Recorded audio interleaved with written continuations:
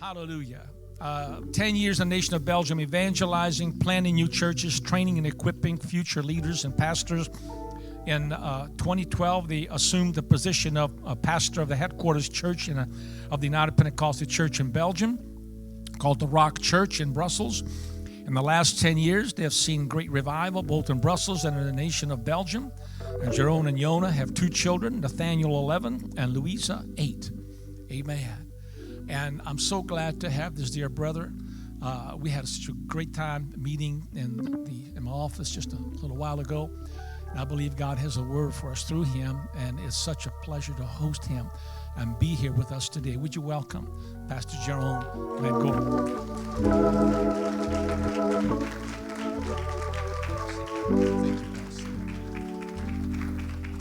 Thank you, sir. Praise God.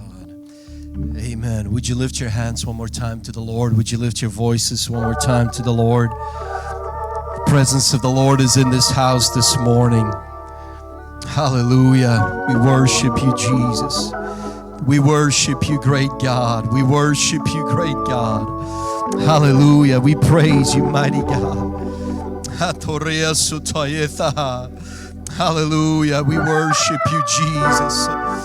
Hallelujah. We lift you up. We magnify you, God. Hallelujah. Move in this place, God. Heal, deliver, God. Give hope in Jesus' mighty name.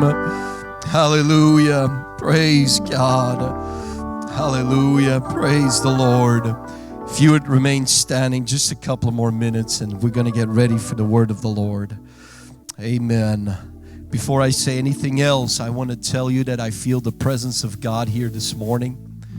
I feel the Spirit of the Lord is ministering to us.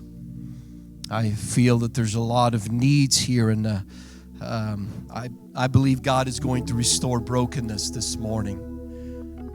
And before the service is open, you may go home with hope in your heart, knowing that God is with you and God is going to fight your battles.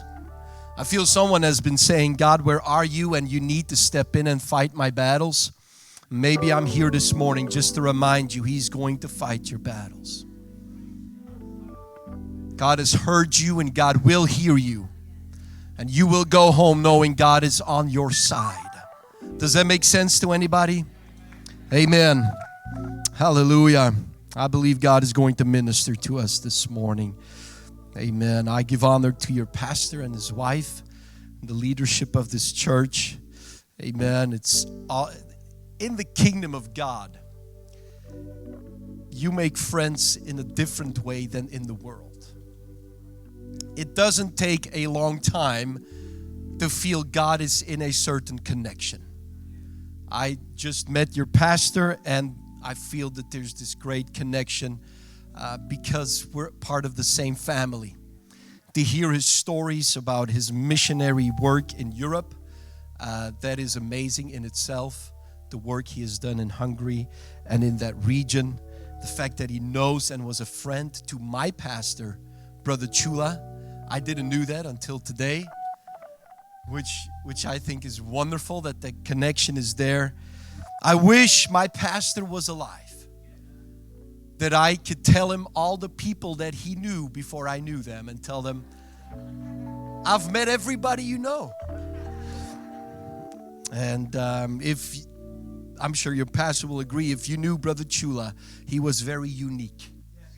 There was no one like him.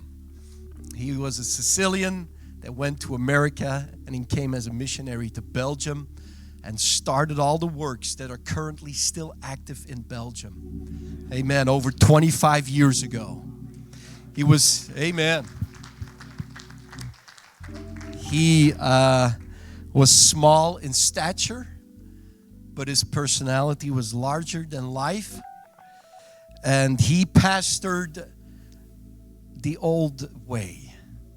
I don't know how else to say it. He ruled with an iron hand. He was very much, he told me, he said, Jeroen, you're a diamond, but God has sent me in your life to roughen out the edges. And so that's what he did. And I'll tell a little bit about my story in just a bit. I was not raised in the church. I came to church when I was 19 years old, and I didn't know anything about the Bible or God until God stepped in when I was 19. And I'll tell a little bit about that in just a moment. But I'm thankful to be here this morning. I give honor to you, this great church. We're going to go into the word of the Lord this morning in Psalms 34. And we're going to read from verse 1 till verse 6.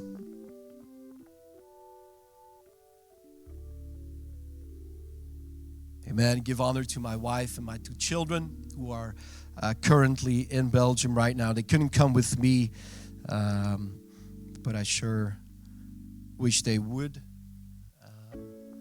Our church just celebrated our 10-year pastoral anniversary 2 weeks ago. And we had our guest, who is my pastor, Tom Trimble, who pastors in St. Louis. He was with us, and God is doing great things in Belgium. God is doing great things in Europe. Our church was packed until the front door. We were about 140, 150, and our church comfortably seats about 100 people. And so the Lord is doing a great work in Europe. I am not a missionary. I am a national. Meaning I am the product of missions. I was born and raised in Belgium. Mijn moedertaal is Nederlands. Anybody speak Dutch here? Nobody probably. Est-ce qu'il y a quelqu'un qui parle le français? Amen. On a quelqu'un qui parle français? Amen. So I am bilingual. A lot of people in Belgium are bilingual. They speak Dutch and French. But just in case you wonder why you want to give to global missions, it's standing right in front of you. Because of your giving, because of your sacrifice, God opens doors in nations far beyond the United States, in a little country of Belgium, where God saved my family and I, and we came to the truth in 2002. And so you're looking at the product of global missions. And I think that's exciting. Amen. Well, let's go into the word of the Lord. Psalms 34 and verse 1. It's a psalm of David when he changed his behavior before Abimelech, who drove him away, and he departed. The scripture says, I will bless the Lord at all times. His praise shall continually be in my mouth. My soul shall make her boast in the Lord. The humble shall hear thereof and be glad. O magnify the Lord with me, and let us exalt His name together. I sought the Lord, and He heard me, and delivered me from all my fears. They looked unto Him, and they were lightened, and their faces were not ashamed. Verse 6 says, this poor man cried, and the Lord heard him. That's enough to know that God hears.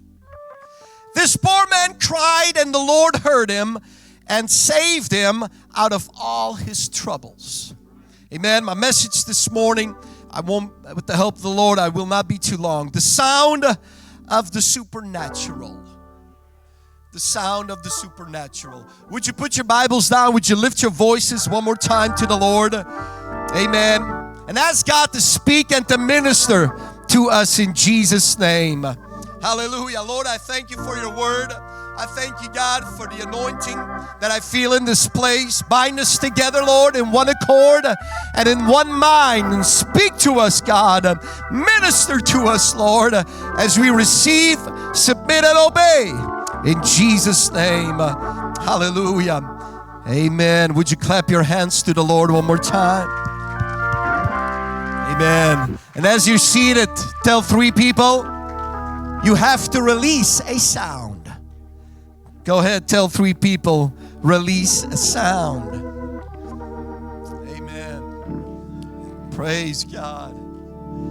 Amen. That sound is in this place this morning. Amen.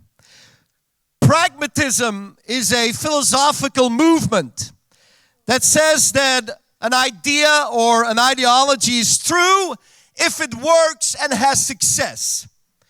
Within the movement of pragmatism, for example, children should not go to school to reach goals, but they should go to school and work only on those things they like and that they are good at. Because if they like it, it works, and when it works, it becomes successful. Within pragmatism, you should only work a job you like and you're good at, because that works. Within pragmatism, a person will only look at the facts, not really at emotions or stories or assumptions. Pragmatism today is very popular. Everybody wants to pursue whatever works in their lives. It needs to go fast. It needs to get the job done, and it has to have success. People don't want to waste time anymore figuring out how things will work and will it have the desired results. If it works, let's do it, regardless of morals, values, or standards. The church has not been unfazed by the thoughts or the movement of pragmatism. In fact, if we're not careful, the church comes to a point where the church can say, let's do whatever works, regardless of morals, regardless of standards, regardless of what the Bible has to say. If it has success, let's pursue it. And that's a dangerous place to be at. You see, you and I have been around for a couple of days, couple of years, maybe longer. I'm 39, so I've not been around that long. I'll just leave it at that. I've seen people come and go. I've seen many styles of music come and go. I've seen many programs that the church has invented to try to be successful. I've seen technology expand and churches jump on the bandwagon of the latest trends and things they thought that would work. And they worked for a season. And after a season, it stopped working, and so we go look for the next thing that works. I've seen people using everything and anything to find peace in their lives, to find rest in their lives, to find hope and healing and deliverance. And the world offers things that work. We cannot deny that. There are things that work in the world, but they are just for a season. Nothing the world offers is eternal. Nothing the world offers has a long term. It's short-lived, short-term, instant.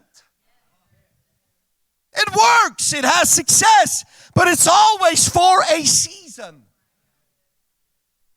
In all these years, I've come to the understanding that there is only one thing that really actually works for the church. It works for your lives, and it will work regardless of the situation, regardless of the culture, regardless of the place you may find yourself, whether in Belleville, whether somewhere in a little local church in Brussels, Belgium. That one thing I discovered was when I gave my life to the Lord, when I was 19 years old. I was not raised in a Pentecostal church. I was raised a Catholic. And in Belgium, 90% of the people are raised Catholic, which basically means you're raised an atheist. You go to church once or twice a year for Easter or when somebody gets married or dies, and that's it. There is no value, there is no culture, there is nothing really that is added to it. You're just raised Catholic. To me, I was raised without the knowledge of God, Jesus, or the Bible. The only church I knew existed was a Catholic church, and I was raised with the idea that God was a statue, that God could not be touched with our needs, that God could not feel nor care about you because He was a distant image carved in stone, locked somewhere in a museum. To me, God was cold. God was too complex. To me, God was impersonal.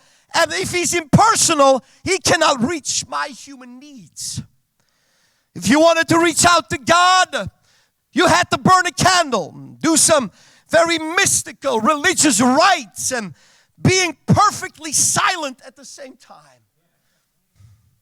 Because after all, God is not deaf, so why cry and make a fool out of yourself? That's the notion I had of God. And all of this changed in the summer of 2002. When my life completely changed because of something that happened in my family. You see, all of us were raised Catholic. I have two other brothers and my parents. And my oldest brother came to a point in his life after a breakup with his girlfriend. And I guess he was 23 at the time. The breakup was so dramatic that he became suicidal. To him, that girl was his God.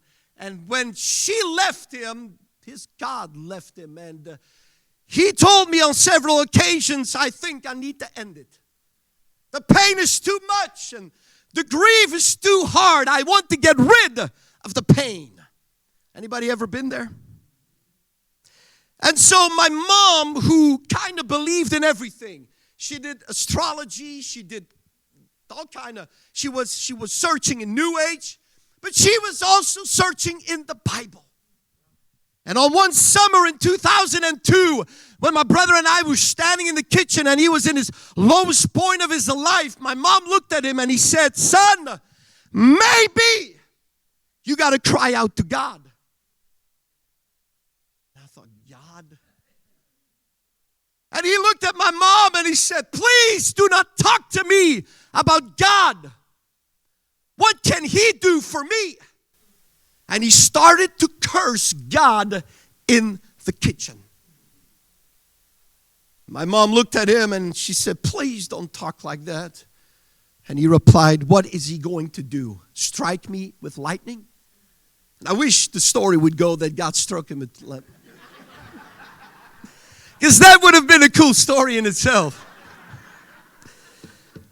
But no lightning came. He left that conversation. And a few days later, he booked a trip to the United States to visit my family in Florida.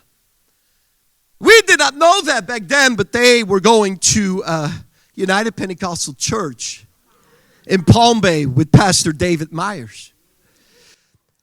And as he went there on that Sunday morning, they got ready, and my brother said, what are you guys doing?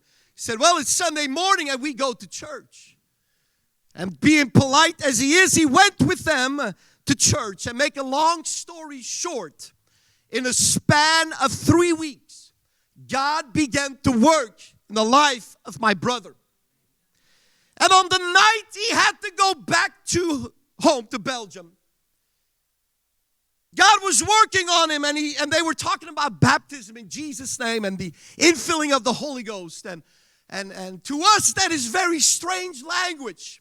We never heard of those things before. And the night before he left, he said, God, if you want me to be baptized and filled with the Holy Ghost, you have to tell me.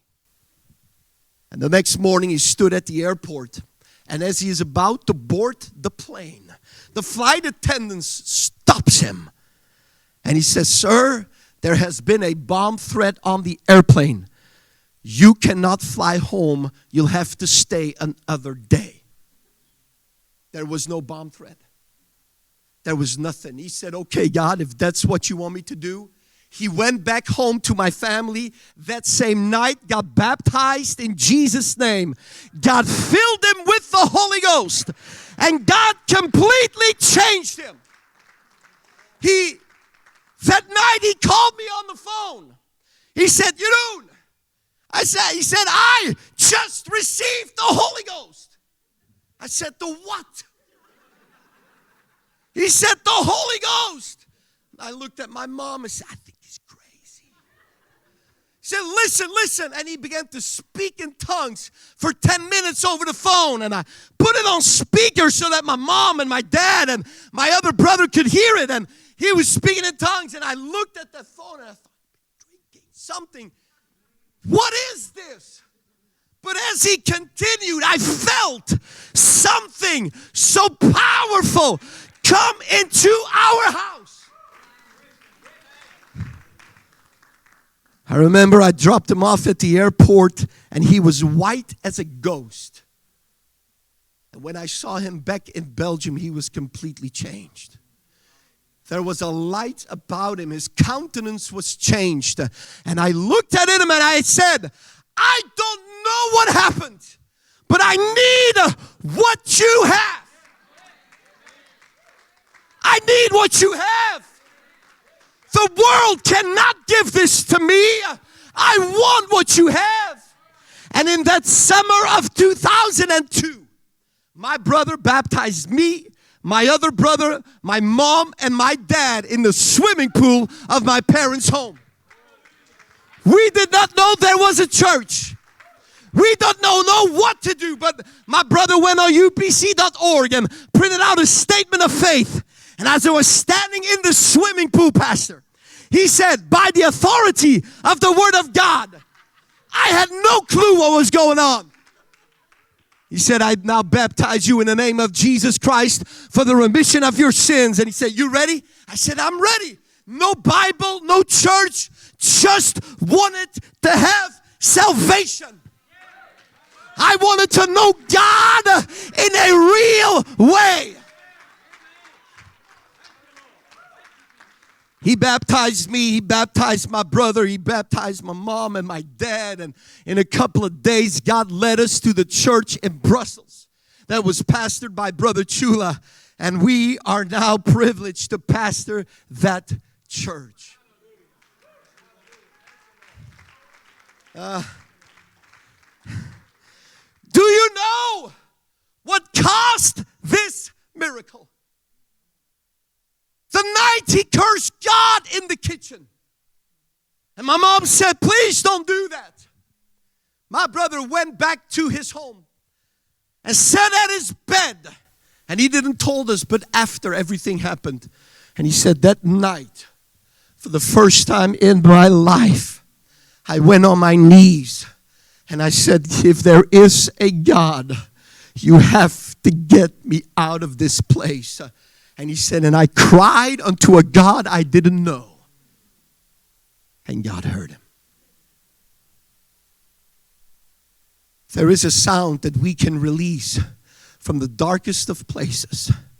And God will hear you and will start the miracle in your life. I want to submit to you this morning that is the only thing that works. To call on the name of your God. There is nothing more powerful. There is nothing more efficient. There's nothing more apostolic or biblical than when a man, a woman, a teenager, a child that will release a sound from the depths of their hearts unto a God that hears, a God that knows, and a God that feels. God will never turn a deaf ear to someone that cries out to him. That sound, that cry, that worship, it changes the atmosphere. It changes the atmosphere in your family. It changes the atmosphere in this church. It releases the power of God. And there are some moms sitting here today. Some dads sitting here today. And if you will release that sound to the Lord and begin to cry over your children, over this church and over your family, God is going to step in what you think is the darkest time of your life.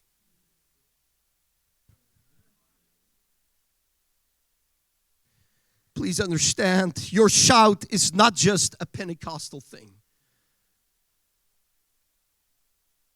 Our praise, our shout is not just a reaction to music. Your cry is not just emotion. It's a biblical, obedience to God's word. The devil is a liar by telling to us it will not help if you cry out to God. Anybody ever heard that? Don't lift your voice to God. He doesn't hear you. Devil is a liar. That sound, if it is released with faith. And when faith is with it, and the obedience to God's word, it will break walls. It will break chains. It will bring change into your situation. It's the voice that says, God, I need you now. God, step in right now. God, deliver me now. It's the sound of the supernatural, and it works. David in Psalms 34 was in a very particular place. The Bible says that this poor man cried, and the Lord heard him and saved him out of all his troubles. Psalm 34 was written when David was fleeing away from Saul.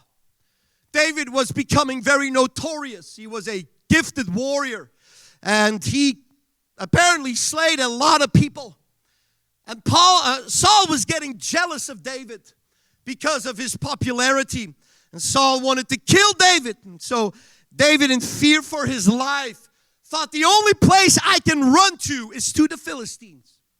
The enemies will not know me. Nobody will recognize me. I'll just go to the Philistines so my life can be spared. And he arrives at the Philistines' camp. But everybody knew David.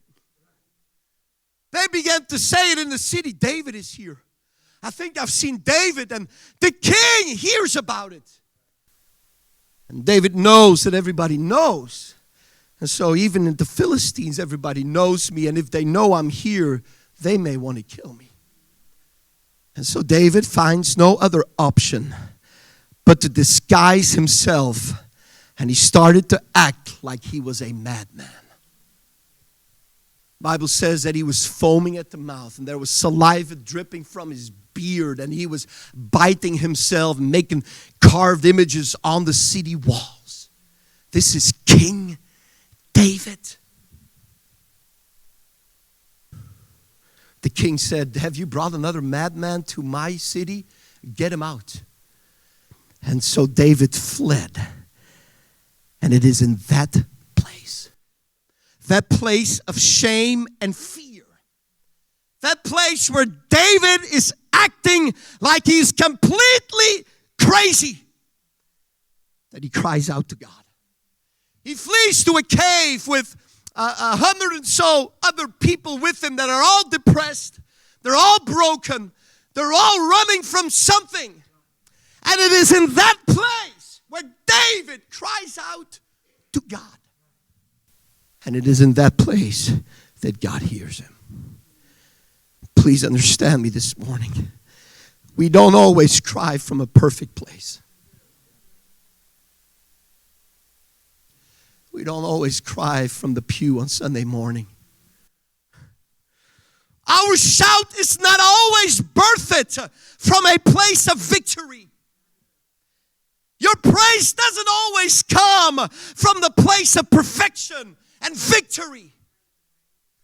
Our dance is not always produced from a place of glory and joy. Sometimes, Pastor, we cry from a very lonely, dark place. And God hears us. Sometimes we shout from a place of depression. We dance from a place of guilt and shame, and God hears us. Sometimes we praise from the pit of despair and fear, thinking, surely God is not going to see me here. Surely God will not visit me in this cave. But that is exactly the place where God will hear and where God will show up. Amen. If we shout from that, if we cry from that place, God will hear us. David was anointed as king, but he acted as a slave. And he had every reason to think, surely God will not pay attention to me, but God heard him. Surely God will not hear me after I made this mess, but God heard him. God won't turn his ear towards me after what I've gone through, but God came to his rescue. I don't know who I'm talking to this morning, but there is a sound that you can release from whatever place you find yourself this morning. And don't listen to the lie of the enemy saying, you first got to get it right before you can shout to God. You first got to clean up yourself, and then you're worthy enough to cry out. I cried out to God when I had no Bible, no church, living in sin, addicted to everything. But I said, I want what you got. And God heard it.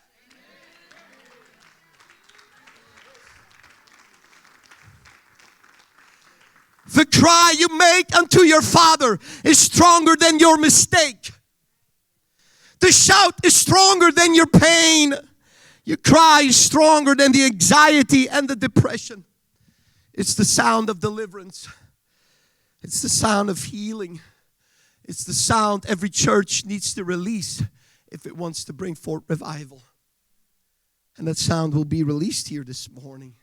It's in the atmosphere. There's such a need, I feel, that a lot of you have brought to this place with the intention, God, you need to step in. God is going to do it. The biblical record is filled with evidence that a miracle precedes, or a shout precedes a miracle.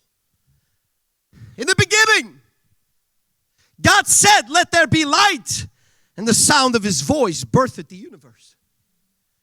In Exodus chapter 3, the Lord said, I have seen the affliction of my people who are in Egypt, and I have heard their cry, and I'm come down to deliver them. Psalms 24:15, the eyes of the Lord are upon the righteous, and his ears are open unto their cry. What is the first thing you don't want to do when you are in distress? Cry out to God. We shut down. We're so defeated. It's that fight or flight reaction, even unto God. And when the door is not opened, and when pain comes to your life, and when you are deceived and hurt by anything or anyone, your first reaction is not, Jesus, I'm here. Your first reaction is, we bring that to church. And deception begins to grow, and isolation begins to creep in. And I want to remind some of you today, if you want God to step in, you've got to break the silence and release that cry unto God in humility, in surrender to him, and say, God, I don't understand it all, but I am crying out to you because you're my only answer I can have in my life. Anybody understand what I'm trying to say? 2 Chronicles 14:11, King Asa cried unto the Lord his God in the face of an army, and God fought his battle. Before rain would come to Israel, the prophet Elijah said, I hear the sound of the abundance of rain. King Jehoshaphat, when faced with an impossible victory, he put the worshipers in front of the army. And the sound of the trumpets and the sound of worship confused the enemy, and God fought his battle. Joshua 6:20. I don't have to tell you about the walls of Jericho and how they fell down. Before God would tear down the walls, the people of Israel had to release a shout. And when that shout was released, the wall would come down.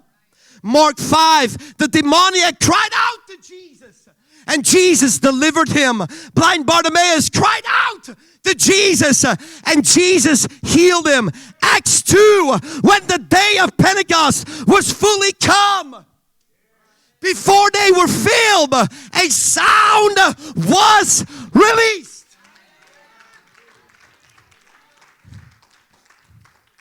Oh, let's keep it quiet in church. Let's keep it quiet in your house.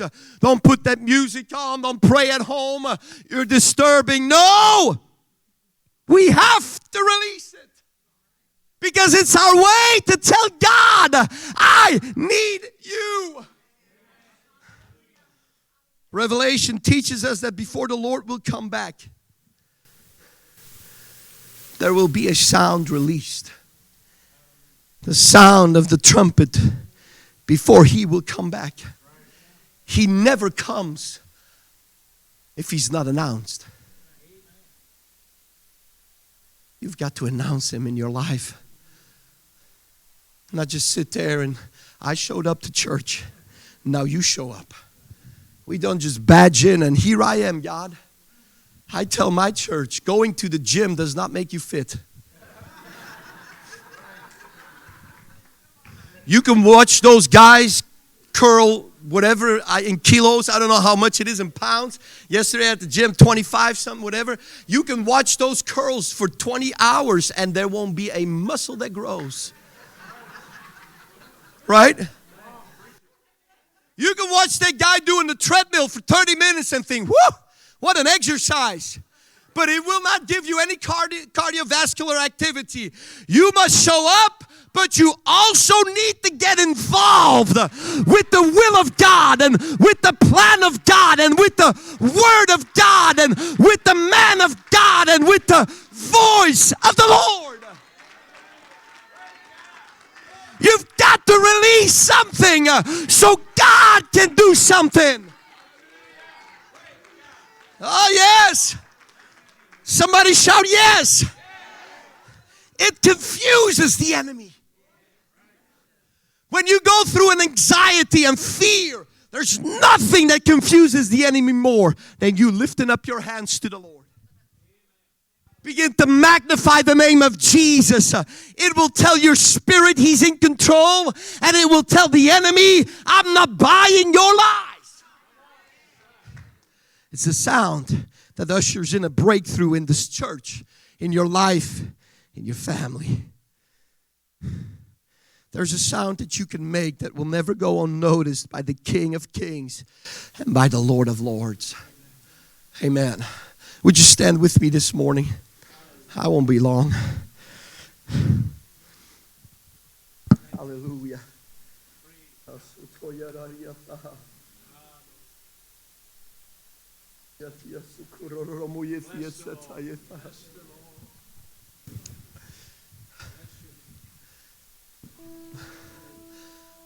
I know that you don't know me and I don't know you, but I feel pushed by the Holy Ghost to share this with you. And I don't share this everywhere. My church, I share with my church, but I feel I have to share it. Maybe it'll help someone. In January of 2021, I went to a season of panic attacks and anxiety. I've preached against fear ever since I was allowed to preach, which was very fast after I got the Holy Ghost. Back then it was Brother Robinette, Charles Robinette, who was the aimer in our church, and he prayed with me to get the Holy Ghost. And well, if you know Charles Robinette, and then Brother Chula came, and when Brother Chula came, he said, you go preach. And I preached against fear, and now it was invading my own life. It started with one panic attack. And one panic attack led to one panic attack a week. And that led to several panic attacks a day. Until I became immobilized. I was afraid to go to the store. I was afraid to drive my car. Because I got fearful of the fear. And I went to a doctor and I went to a psychotherapist. And they prescribed me medication, said that they'll help you. I never touched it. I drank some teas, natural stuff. It was a very dark time. The church was in a lockdown for almost a year now. That's a long time. In Europe, they shut the churches not for 2 weeks. Our church was shut for almost 1 year. I would have anxiety crises at night. I would hyperventilate. I thought I was going to die and have a heart attack. Until one night, the Lord said, next time you have a panic attack, invite me. That changes everything. Why didn't I thought of that before? There's a lot of things we don't get because we don't pray about it. We're thinking about it. And we're analyzing it. But to be honest with me, we never really address it in prayer. And the panic attack came. You feel it coming up. I don't know if anybody of you ever had it. You feel it coming up. And I said, okay, God, it's coming. Walk with me. In the middle of the night, I went down to my living room. And I said, I don't know what you want me to do, but you're welcome right here. I could hardly breathe, Pastor, and I was pacing up and down and monitoring my heartbeat, all crazy stuff out of fear. And the Lord said, worship. I said, what? I can hardly breathe. I don't want to worship. Lift your hand and begin to worship me.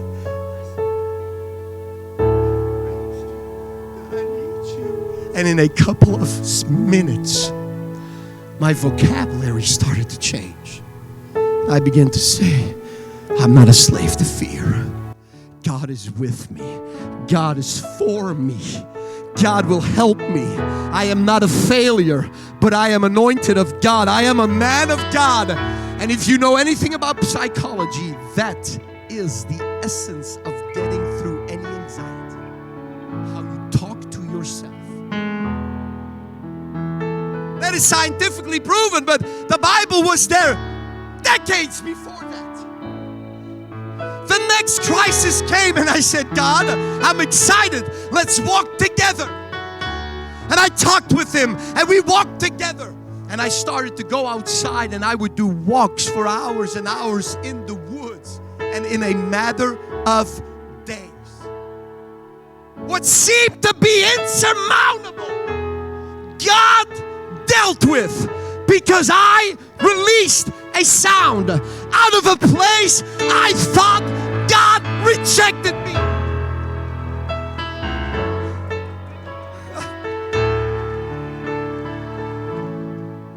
I don't have to tell you about Jonah. Preach, man of God. And Jonah says, no. Not to Nineveh. They don't deserve it. And he walks away. You know the story. It's cute to color it. It's another thing to live it.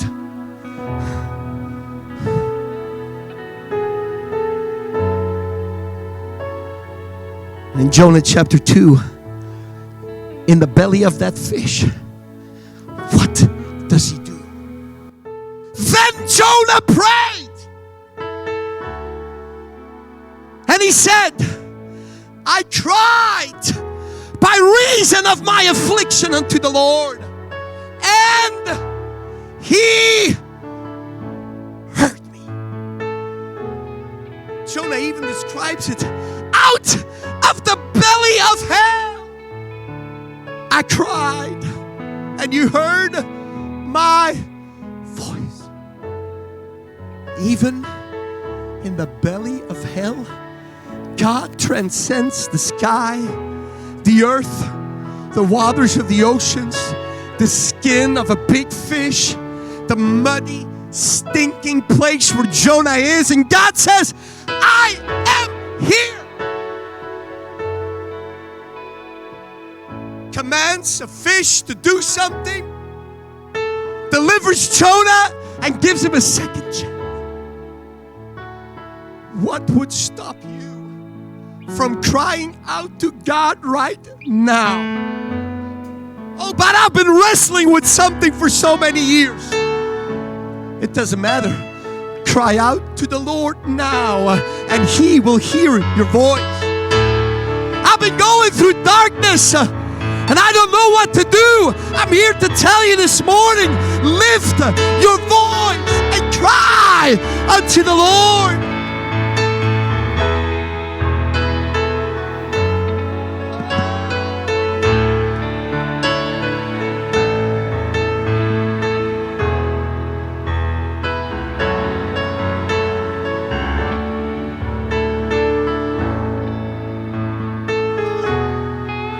I don't know what chaos you have in your mind or in your family, but where you are at, what really works if you lift that voice to the Lord and begin to call on the name of your God.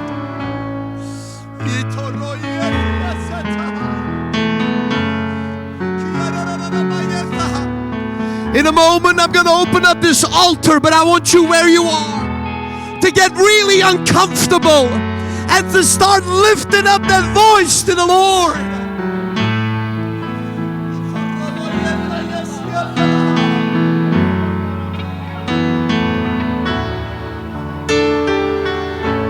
I know it's not a pretty place, but it's the only thing that will get God out of that.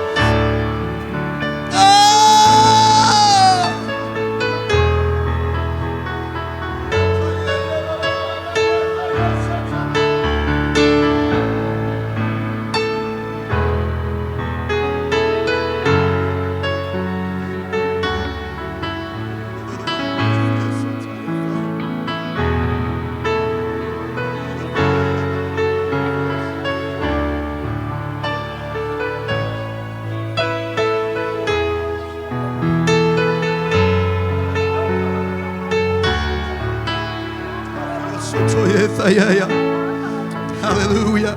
I want everybody to close your eyes for a moment. Would you close your eyes for a moment? Nobody's looking at anybody. But ever since the service started, I feel there's a ministering of God's Spirit.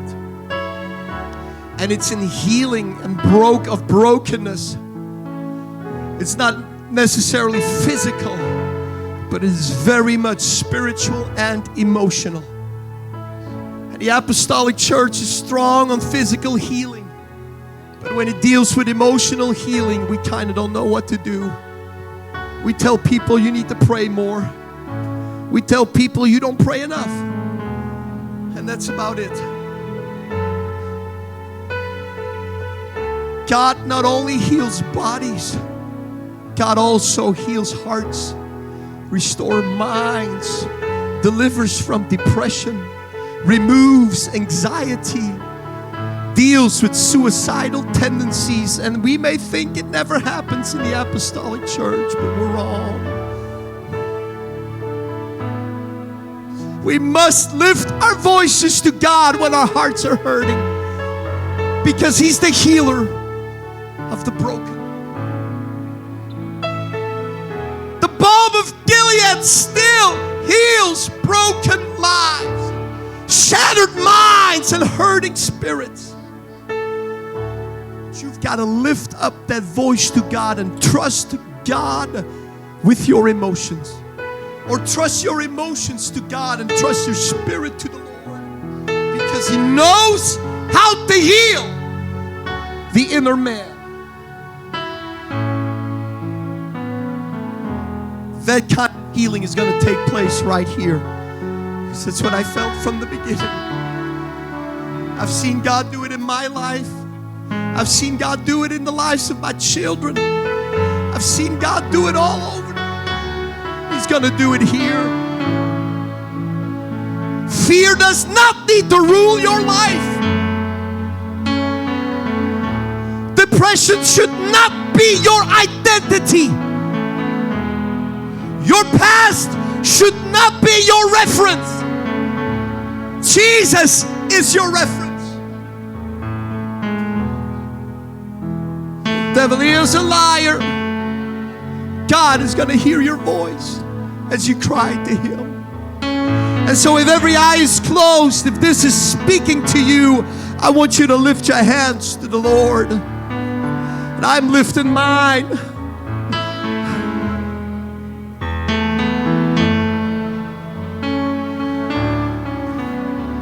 Would you lift your hands to the Lord and say, God, I've built walls around that pain. But today, as I release it unto you, tear down those walls. Heal me. I'm inviting you to come to this altar, and if you don't want to come alone, grab somebody by the hand and say, come, I want to meet with God. Thank you. Please come to the altar. There is no shame. This is between you and God. Would you make your way down to the altar? Together as one united body, let us lift our voices unto God. Those of you that pray and minister at the altar, go ahead and find somebody and begin to pour out healing on them. There it is. Come on. Release that sound. It's not a Pentecostal thing. It's a biblical thing. Go ahead, mama. Cry out to the Lord. Go ahead, brother. You're not rejected.